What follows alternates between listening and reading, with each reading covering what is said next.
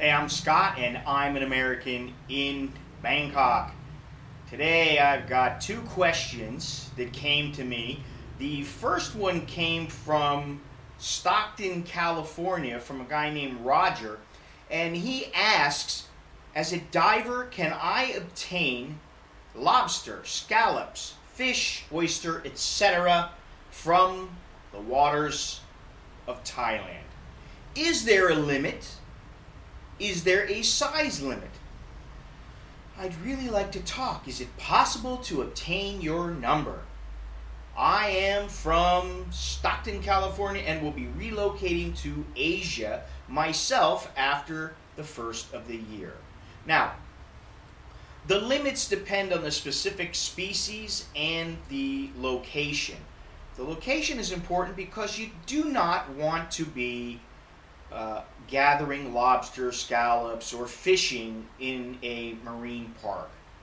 That would be illegal. And while people do this, Thai fishermen, people trying to make some money, it is highly illegal. And if someone is doing it and they want to do it legally, they need a special permit from an organization, an agency. They are the Department of Marine and Coastal Resources. They have a website. It's in Thai and in English, and I'll put the website URL down in the description. Now, the next question comes from a guy named Roy Wu, and he is in the Philippines. Hey Scott, good day. I have just subscribed to your YouTube channel. My fiance and I are going to holiday in Bangkok and possibly Phuket. Would you be able to ask some questions? I am not a seasoned traveler. I told him to ask away, so he did. He asked a couple questions. The first question is, what do I suggest as the most convenient way of getting from Bangkok to Phuket? Well, that's very easy. You just take a flight. You can get a cheap flight on AirAsia, and while I don't particularly like flying on AirAsia, sometimes when you're trying to save a buck, that's the best way to go. You fly Bangkok Air or Thai Airways, then generally the cost is going to be quite a bit more. Now, he does ask, how much does a round-trip ticket cost? And if I were to guess, I would say somewhere around 5,000 baht round-trip, depending on the time of year, the promotions that are going on, the carrier you use, blah, blah, blah. All right? Then he asks, the most I can allocate to my trip is 10 days. I'm really hoping to visit Krabi and Koh Phi Phi also.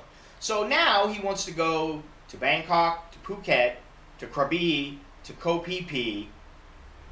That's a little much. If I were to give you some advice, it would be try to do 3 of those, not 4.